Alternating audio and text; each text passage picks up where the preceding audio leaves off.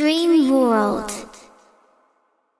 एक दिन की बात है, एक छोटे से गांव में जहां पहाड़ों की चहचहाहट और झीलों का हल्का सा बहाव महसूस होता था, एक सादा लेकिन प्यार भरा कपल सारा और जान रहते थे। उन्हें एक नौमौलूद बच्चे की खुशी मिली, एक खूबसूरत बेटे की, जिसको उन्होंने ओलिवर नाम दिया।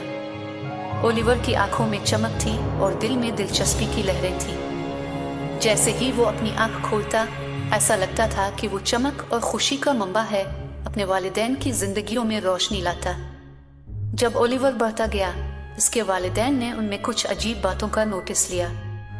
इसमें वो खुसूसी तोहफा था जो ओलिवर को मवेशियों से बात करने की सलाहियत देता। परिंदे इसके खिड़की पर बैठकर उसे लोरी गाते, गिलहरियां खुशी से चीखने लगती जब वो खेलता, और हत्ता के शर्मीले करने वाले कबूतर भी इसके गोद में बेखौफ आते। सारा और जान ने अपने बेटे के अजीब अनोखी सलाहियत का हैरान कुन वाकया देखा, लेकिन वो भी परेशान थे। उन्होंने जाना कि ऐसी सलाहियतें आसानी से नजर आ सकती हैं, खासतौर पर उन लोगों की नज़र में जो ओलिवर की सलाहियतों को अपने मुफाद के लिए इस्तेमाल करना चाहते हैं। इसलिए उन्होंने अपने प्यारे बेटे की हिफाजत का वादा किया।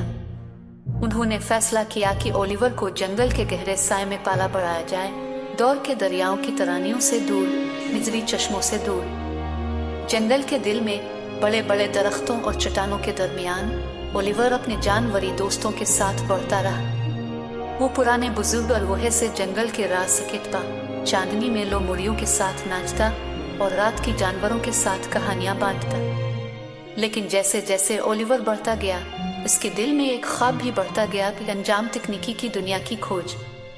इसके वालिदैन की हिदायतों के बावजूद इसे मगरबी दुनिया की तरफ खेलने का बिल पकड़ा। एक दिन भारी दिल लेकर और मजबूत अज़्म से ओलिवर ने अपने वालिदैन को अलविदा कहा और नामालूम की तरफ रा ली। सफर के दौरान उसने मुश्किलात और खतरात का सामना किया, लेकिन अपने जानवरी दोस्तों और जंगल की सीन पार रखने के बाद ओलिवर का सफर एक दौर के बादशाहत तक पहुंचा, जहां उसने दिलकश प्रिंसेस की तवज्जो हासिल की।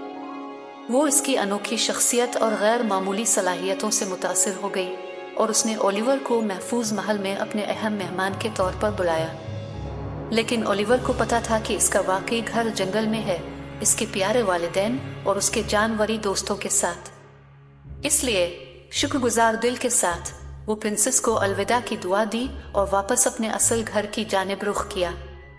इस दिन से बाद ओलिवर ने जंगल में खुशी से जिंदगी गुजारी। अपनी सलाहियतों को इसने अपने हर रोज के कामों में शामिल किया और अपने जानवरी दोस्तों के साथ अपनी खुशी को दोबारा पैदा किया। और जब वो दौर की सफर की बातें करता, तो वो कभी भी अपने वालिदैन की गोद में दिल की प्यार की गर्मी और जंगल की सब कूहे को भूल नहीं पाता।